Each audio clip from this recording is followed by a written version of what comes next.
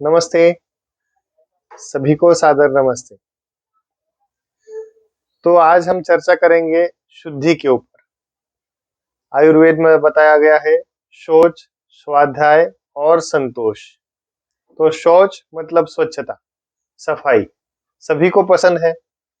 बाहर, परिवार या जहाँ भी हम जाएं, अगर वहाँ गंदगी हो तो मन अप्रसन्न हो जाता है और वहीं अगर वो सफाई हो तो मन प्रसन्नता के ओर बढ़ता है, आनंदमय रहता है। जब आप विदेश में जाते होंगे तो कितनी अच्छी सफाई दिखती है ना? तो वही भारत में आएंगे तो यहाँ पे आसपास गली नुक्कड़ों में कचरा दिख जाता है। तो इसका मतलब क्या है कि यहाँ पे कचरा ज्यादा है और वहाँ पे कम? ऐसा नहीं है। तो वहाँ पे गंदगी करने वाले कम है और सफाई करने की जिम्मेदारी मशीनों के ऊपर है। यहाँ पे गंदगी करने वाले ज्यादा है और सफाई करने वाली जिम्मेदारी मनुष्यों के ऊपर। तो मनुष्य का मन जो है परिवर्तनशील है, मलायबल है, जो निरंतर बदलता रहता है। इसीलिए सबसे पहले मन के दोषों के ऊपर यहाँ पर ज्यादा ध्यान दिया जाता है।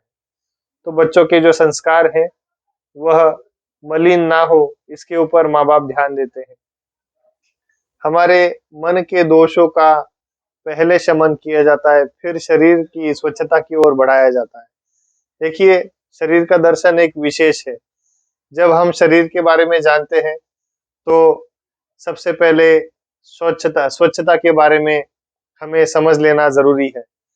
शरीर की सफाई मतलब स्नान, संध्या, उपासना इत्यादि, और शरीर का पोषण, भोजन, दिनचर्या इत्यादि।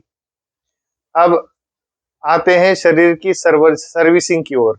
सर्विसिंग का मतलब क्या होता है? तो शरीर की स्वच्छता अंदर की ओर से। जैसे हम गाड़ी के अंदर से सफाई करते हैं, वैसे ही शरीर के अंदर से भी सफाई की जाती है। तो इसके अलग अलग विधियां हैं।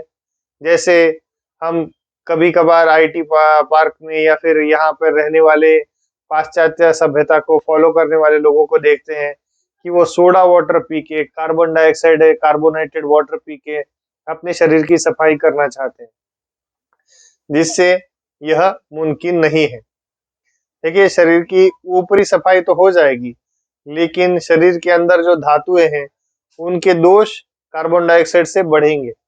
इसीलिए यह उपयुक्त नहीं है।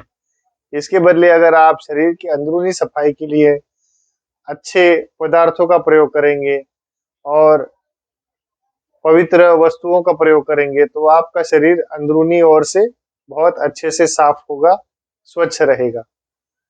आपको इस बात का ध्यान रखना है कि जब भी आप अंदर से स्वच्छता या सर्विसिंग करने का मन करे तो उस समय ऋतु का ध्यान रखें। सबसे श्रेष्ठ ऋतु अंदरूनी सफाई का माना गया है वसंत ऋतु। उसके अलावा भी अन्य ऋतु है। जब भी आपको अंदर से सफाई करने की मन करे तो वह कर लेना चाहिए। इसकी अलग अलग विधियां हैं। जैसे अभी हमने देखा कि एक अभिनेता कहीं केरला में जाके अपने शरीर की सर्विसिंग करा रहे हैं। 10-15 दिन वहां पे जाके रहते हैं और अपने शरीर का वहां पे मैला निकालते हैं। वैसे ही हर कोई अपने घर में बैठकर या अपने परिचित वैद्य का परामर्श लेकर अपने शरीर के अंदरूनी भागों की सफाई कर सकते हैं। जैसे इसकी अलग अलग विधियां हैं। पंचकर्म है, शंख प्रक्षालन है। तो पंचकर्म और शंख प्रक्षालन में दो भेद है। पंचकर्म ये एक सामान्य व्यक्ति के लिए है और शंख प्रक्षालन एक योगिक विधि है जो शरीर को स्वस्थ रखते हैं और उसे निरंतर स्वस्थ रखना चाहते हैं। ऐसे व्यक्तियों के लिए जो बिल्कुल ऐसा आलस नहीं करते हैं, शरीर को स्वस्थ रखने के लिए सजग है, ऐसे व्यक्तियों के लिए यौगिक विधि बताई गई है। और यह यौगिक विधि को हमने शंख प्रक्षालन यह नाम दिया है। और ऐसी विधि जिसके लोग बिल्कुल पसंद नहीं करते हैं, स्वच्छता, सफाई, व्यायाम, दिनचर्या या अच्छा खान पान, पौष्टिक खान पान, ऐसा बिल्कुल पसंद नहीं करते हैं, जो अस्त व्यस्त जीवन पसंद करते हैं, जो मर्जी आए जो दिखे वो पेट में डालना पसंद करते हैं, बस पेट भरने के लिए वह भोजन करते हैं या अपनी जीभ के स्वाद के लिए भोजन करते हैं।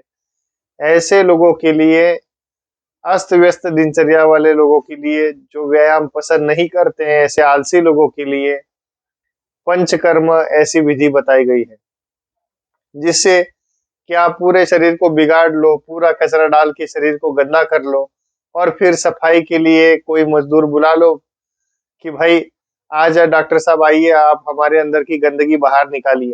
तो इसके लिए है पंचकर्म विधि। इसमें वमन, विरेचन, बस्ती इत्यादि सारी विधियां होती है, जिससे कि आपके अंदरूनी और बाहर के जो दोषों को है निकालने में सहयोग होता है। अब दोनों मार्ग से हम जीवन जीना चाहते हैं, लेकिन हर एक का दर्शन अलग अलग है।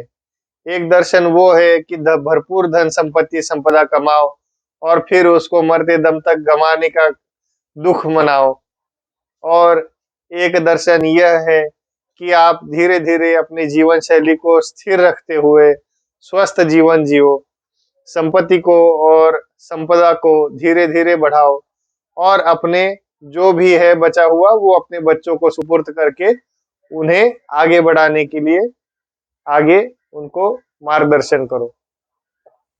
अब दोनों विधियों में श्रेष्ठ दर्शन वही है जो कम मेंटेनेंस में आपको जीवन शैली जीना सिखाता है, और दूसरा दर्शन वो है जो खूब सारे ऐशो आराम के समय के लिए आपको थोड़े बहुत जल्दी आपको धन संपत्ति ले आता है और फिर बाकी जिंदगी दुख ही दुख देता है। देखिए, साधन ये हमारी सुविधा के लिए है और उस सुविधा का दुरुपयोग करना हमारी जीवन शैली के लिए सबसे ज्यादा हानिकारक है। तो कोशिश करिए, स्वस्थ रहिए, मस्त रहिए, लेकिन अस्त व्यस्त कभी ना रहिए। धन्यवाद।